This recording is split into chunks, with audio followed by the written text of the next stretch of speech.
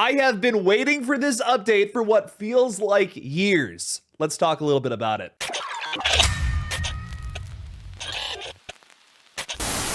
Hey everybody, I'm Killjoy Jake, and instead of having friends, I have horror movies. If you like seeing update videos on a ton of different upcoming horror flicks and series, then make sure to like this one and subscribe for more videos just like it. Also, the best way to support this page is by becoming a channel member or Patreon supporter, where you'll get exclusive review videos. Thank you all so much for keeping me in business. Now let's get into the updates. The third Orphan film has been acquired by Republic Pictures under Paramount for US distribution. This likely means that they're going to have a more focused theatrical run this time, when they kind of just loosely dropped First Kill into theaters, and bam, $37 million.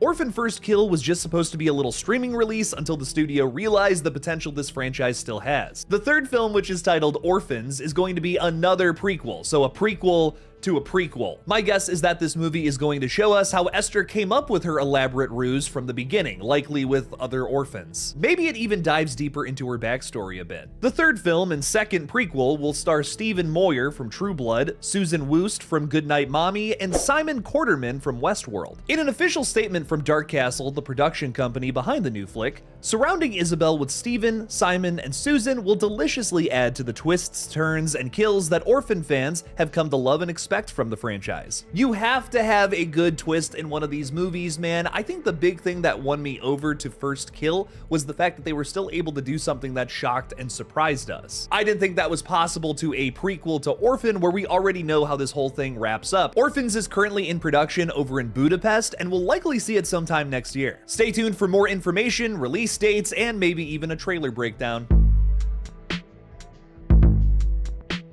Although Crystal Lake wrapped recently, we do have some exciting updates on the series from its showrunner, Brad Caleb Kane. Don't forget, kiddos, this guy was also in charge of It Welcome to Derry, and that's been pretty damn fantastic so far, with the final episode wrapping up the first season this Sunday. Brad previewed the upcoming Friday the 13th prequel series this week to EW, saying, "In many ways, it's a psychological thriller. It's a paranoid 70s thriller. It has all of the DNA of a slasher without quite being a slasher. There are rivers of blood in the show. There are very, I think, ingenious kill sequences and deaths and murders, but it's all done in service of character and theme and place and time." A lot of that was great. 70s thriller, hell yeah, but rivers of blood? That's how you get the attention of horror fans, baby. He continues, "I tried to think about Crystal Lake and a Friday the 13th prequel as, what era did the first movie come out of? It came out of the paranoid 70s thriller era. It came out of the mistrust of institutions era. It came out of the women's liberation era, the National Organization for Women era, this consciousness raising awakening era in America. I want to go and play with all of those themes." This just makes sense considering that the show is focusing on Pamela Voorhees, Jason's mother, versus the iconic killer. I do think it's important to do something like this with taste, of course. Pamela is a character who ends up going completely crazy, even talking to herself like she's her dead kid. I'm sure that's the case, and I am really excited to see how Linda Cardellini portrays this murderous mommy. In the same interview, Kane also praises Cardellini, saying that her performance will shock and surprise people. He also said, "I think Linda Cardellini is going to get a lot of attention for this role. She's inconceivably brilliant in it. I can't really say any more." On top of all of that exciting stuff, we've also learned that characters from the original film will be involved here, including Crazy Ralph, thank God,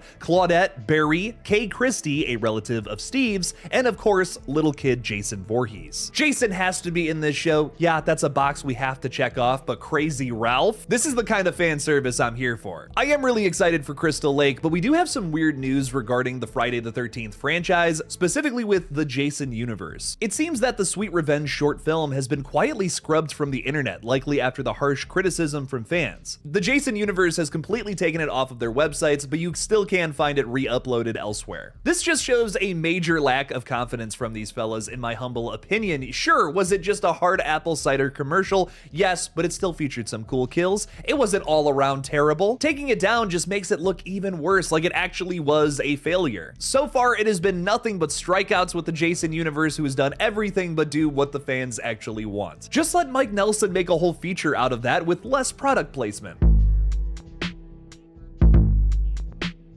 Stranger Things 5 returns on Christmas Day at 8 p.m. Eastern Time, and director Ross Duffer has previewed the next 3 episodes of the final season online. He said in a brand new post, "Chapters 5, 6, and 7 locked, mixed, scored, colored, Volume 2 is done." Shock Jock, Episode 5, picks up moments after the end of Sorcerer. Frank Darabont is back, but he flexes very different muscles on this one than he did on the Turnbow Trap. It's far darker and far scarier. Escape from Camazotz is Sean Levy's return to the director's chair. It's the biggest episode of the 3, and the performances make us cry every time we watch it. The Bridge, we co-directed this one with Sean.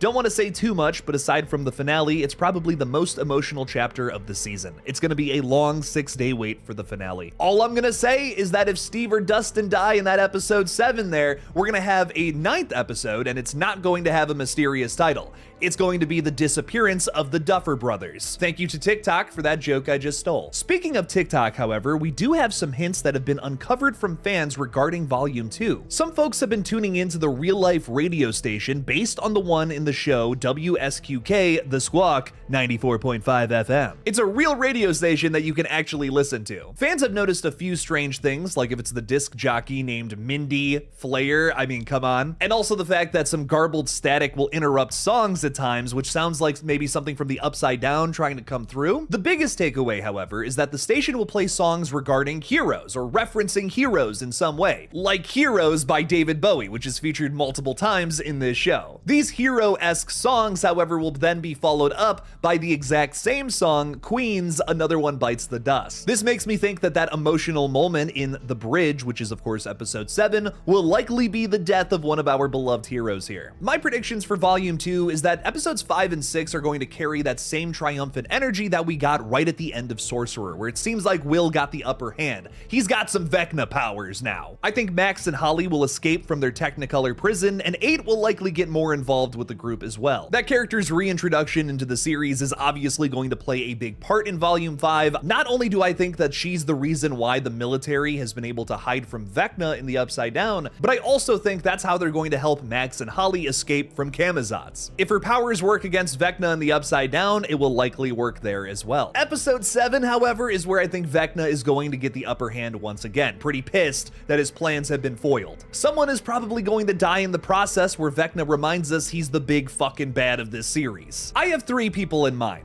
One, I think maybe Robin is on the chopping block simply because she has an upcoming date at Enzo's, and the last person who had a date at Enzo's also never made that date. They were also presumed dead between seasons, so maybe this is gonna be an actual death. Steve is number 2 because him and Dustin have been fighting this entire season, which is very different considering their lovely relationship in the past couple of seasons. I think they're finally gonna make up when Steve is within an inch of his life. If they do this, however, the Duffer Brothers are also going to be within an inch of their life. For legal reasons, I'm just kidding. And finally, the prediction I'm the most dead set on is that this series loves to build up new side characters that we end up falling in love with and then ripping them away from us. Season 5 is no different. We once again have a brand new character that the internet has fallen in love with. I think Delightful Derek is gonna bite it. Can we just be real here? They're fast tracking an entire Steve Harrington arc with him where he kind of started off as a bully. Now we like him. He went from dipshit Derek to Delightful Derek. I mean, it's quite literally in our faces. And then they're gonna kill him in episode 7.